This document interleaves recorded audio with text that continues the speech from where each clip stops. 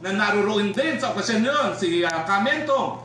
Ang sabi pa ni PBBM, bago pa siya manumpa bilang isang presidente, tinuturing namin ang China bilang pinaka-importanting alyado ng bansang Pilipinas. Pero matapos ang kanyang unang biyahe sa Amerika, ang China ngayon naging bully. Wala pa po akong pruweba, pero nagsimula na po ako ng proseso na alamin kung ano ang nangyari doon sa 125 billion na ninakaw na yaman na ngayon di umano ay nasa Amerika.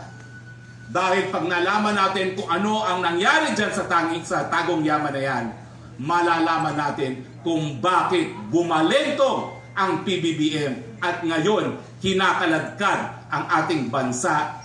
Pinapayagang mamatay ang ating kasundaluhan para sa isang gera na wala pong interes ang sambayanang Pilipino. Yan po ang masakit. Hindi naman po ang mga anak niya ang mamamatay sa gera. Ang mamamatay po dyan, ang anak natin, mga ordinaryong mga Pilipino. Nagtataka nga ako, bakit kaya sa mga ibang bayan, England, Brunei, yung mga anak ng mga naninuno, ng mga hari, sila pang nangunguna sumasali sa hukbong sandatahan. Si Prince William, si Prince Henry, yung bagong prince sa kinasal ng Brunei. Bakit kaya nila ginagawa yun? Yan po ay paniguro na kung talagang magkakaroon ng digmaan, handa ang lahat mamatay, unang-una na ang mga anak ng mga namumuno.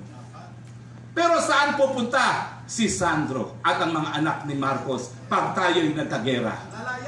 Lalayas po sila. Dahil hindi naman nila sinisikreto na matapos ang kanilang termino, handa na ang kanilang palasyo sa Italy kung saan sila magre-retire. Ang tanong, sambayanang Pilipino, magpapakamatay ba kayo para sa mga Amerikano? Magpapakamatay ba kayo para kay Marcos Jr.?